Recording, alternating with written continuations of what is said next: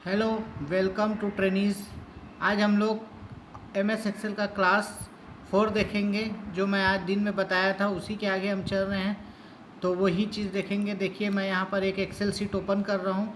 यहाँ मैंने कुछ पहले से डेटा एंट्री करके रखा है। इसी डेटा पे मैं सारा चीज़ आपको बताऊँगा जो आज थ्योरी क्लास में मैं आपको बताया था।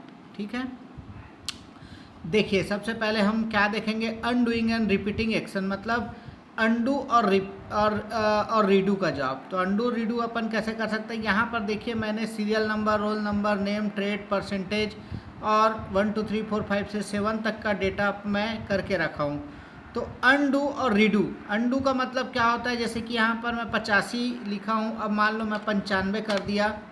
अब मैं चाहता हूँ नहीं कि मैं इसके पहले जो लिखा था वही आ जाए, तो मैं क्या करूँगा, यहाँ ऊपर देखिए मैं बटन ले जा रहा हूँ, अंडू, अंडू टाइपिंग लिखा हुआ है ना। यहाँ पर जैसे ही क्लिक करूँगा देखिए वापस वो 85 हो गया।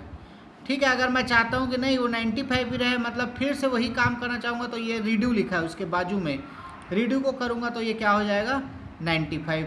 ठीक है, तो अंडू और रीडू का मतलब आपको समझ में आ गया होगा। अंडू मतलब जस्ट पहले वाला जॉब जो हमने अभी किया है, और रीडू मतलब जो हम चेंज किए हैं उसको फिर से करना, रीडू फिर से। ठीक है, सेकंड चीज़ हम देखेंगे कॉपिंग सेल्स। सेल्स को हम कैसे कॉपी कर सकते हैं। तो देखिए कॉपिंग सेल्स बहुत आसान है। मैं यहाँ सारे सेल्स को यहाँ पर सेलेक्ट कर लिया। ठीक है, फिर राइट क्लिक किया। राइट क्लिक करने के बाद यहाँ देखिए मैंने कॉपी को क्लिक किया। कॉपी करने के बाद इस तरीके से आ जाएगा। अब मैं जहाँ पर भी पेस्ट करना चाहूँ, मान लो नीचे तरफ, तो यहाँ पर मैं क्या करूँगा, राइट क्लिक करूँगा और पेस्ट करूँगा। पेस्ट करूँगा तो वही सारा चीज़ जो यहाँ पर था देखिए यहाँ भी दिखने लगता है। तो ये है आपका कॉपी सेल्स, मतलब कि सेल्स को कॉपी करना। ठीक है, अब मैं कंट्रोल जेड या अंडू करूँगा तो वापस वैसे ही हो जाएगा। देखिए कुछ नहीं है, जो था वही हो गया। ठीक, तो ये था कॉपिंग सेल्स करना। उसके बाद है मूविंग डेटा इन सेल्स। मूविंग डेटा सेल्स का मतलब है डेटा सेल्स में जो भी डेटा भरा हुआ है एक जगह से दूसरे जगह। तो इसका मतलब सिंपल क्या है, कट और पेस्ट है। कट और पेस्ट का मतलब ये, इसी को फिर से मैं सेलेक्ट कर लिया, यहाँ पर मैं राइट क्लिक करके कट कर दिया। अब ये पूरे डेटा को मेरे को जहाँ पर उठा के ले जाना है मैं वहाँ राइट क्लिक करके पेस्ट कर दूंगा। तो देखिए जो ऊपर वाला डेटा था वो कहाँ गया, नीचे आ गया। तो इस प्रकार से हम एमएस एक्सेल में मूविंग डेटा इन सेल्स कर सकते हैं, मतलब सेल्स के डेटा को एक जगह से दूसरे जगह ले जा सकते हैं। ठीक है, फिर से मैं यहाँ पर अंडू करूँगा तो वापस उसी जगह में आ जाएगा। तो ये था आपका मूविंग सेल्स। उसके बाद है clearing any part of worksheet. कोई भी पार्ट का वर्कशीट को अपने मेरे को क्लियर करना है तो मैं क्लियर कर सकता हूँ। जैसे कि मैं मान लो ये 10th और 11 नंबर को क्लियर करना है, इसको सेलेक्ट किया, राइट क्लिक करके डिलीट कर दूंगा तो ये उड़ जाएगा, ख़त्म हो गया, क्लियर हो गया वो सेल पूरा। अब मान लो उसको वापस लाना है तो फिर मैं अंडू कर दूंगा तो देखिए ये वापस आ जाएगा। ये अंडू रीडू तब तक होता है जब तक आप फाइल को सेव नहीं करते हो। ठीक है, तो clearing any part of worksheet भी हो गया। उसके बाद है इंसर्टिंग रोज एंड कॉलम, मतलब रो और कॉलम को इंसर्ट करना। रोज इसको बोलते हैं 1 2 3 4 5 6 7, ये जो मैं कर्सर ले जा रहा हूँ ये रोज कहलाता है, और ABCDEFGHI जो ऊपर में लिखा है ये कॉलम्स कहलाता है। मान लो मेरे को 2 और 3 के बीच एक रो इंसर्ट करना था, तो मैं क्या करूँगा, ये देखिए 2 और 3 रो के बीच में क्या किया, मैं तीसरे रो में राइट क्लिक किया और इंसर्ट कर दिया। इंसर्ट तो अपने आप क्या हो गया, बीच का एक जगह खाली हो गया। अब यहाँ पर मैं कोई भी नंबर का डेटा इंसर्ट कर सकता हूँ। ठीक है, यहाँ जो भी मेरे को लिखना है ये मैं लिख के इंसर्ट कर दिया। ठीक, तो इस तरीके से मैं यहाँ पर इंसर्ट कर सकता हूँ।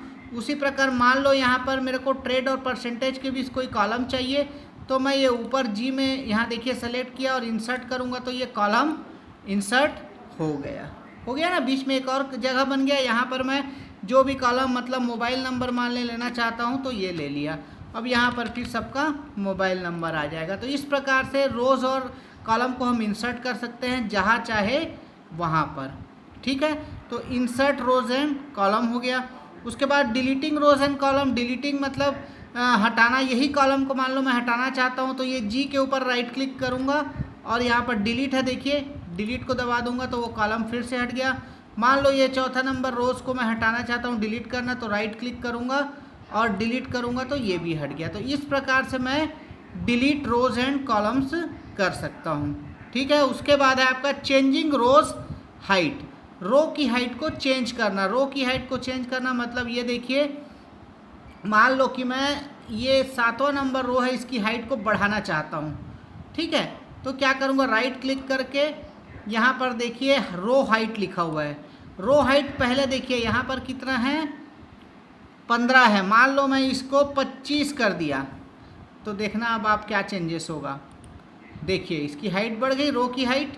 मान लो इसको मैं और बढ़ाना चाहता हूँ तो फिर रो हाइट में जाके 25 है, मान लो इसको मैं 50 कर दिया। ये देखिए कितनी बड़ी हो गई, ये 6 और 7वें नंबर रो कितनी बड़ी हो गई। तो इस प्रकार से हम रो की हाइट बढ़ा सकते हैं।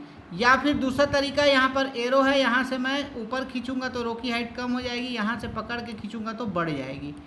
ये उसी प्रकार कॉलम की विड्थ मैं बढ़ा सकता हूँ। ये एरो से इधर नेम वाले को मान लो बढ़ाना चाह रहा हूँ, ये देखो नेम वाला बढ़ गया, बढ़ते जा रहा है। ठीक है, या फिर मैं इसको राइट क्लिक करूँगा और यहाँ देखिए कॉलम विड्थ है, कॉलम विड्थ जो 18.57 है, 25 करूँगा तो ये देखिए और बढ़ गया। ठीक है, तो दो तरीके हैं, या तो आप एरो से पकड़ के इसको कम ज़्यादा कर सकते हो या फिर राइट क्लिक करके रो हाइट या कॉलम विड्थ में जाके कर सकते हो। ठीक है, तो ये था आज का क्लास जिसमें हम लोग ये सारा चीज़ करके देखे, क्या क्या करके देखे, अंडू रीडू को करके देखे, कॉपी करके देखे और मूविंग डेटा सेल्स करके देखे, क्लियर करके देखे, इंसर्ट रो एंड कॉलम करके देखे। ठीक है, उसी प्रकार हम क्या किए, चेंजिंग रोज हाइट किए और चेंजिंग कॉलम विड्थ किए, डिलीट भी करके देखे। उम्मीद करता हूँ आज आप लोग को ये अच्छे से समझ में आया होगा। ठीक है, नेक्स्ट क्लास में फिर मिलते हैं। Thank you very much.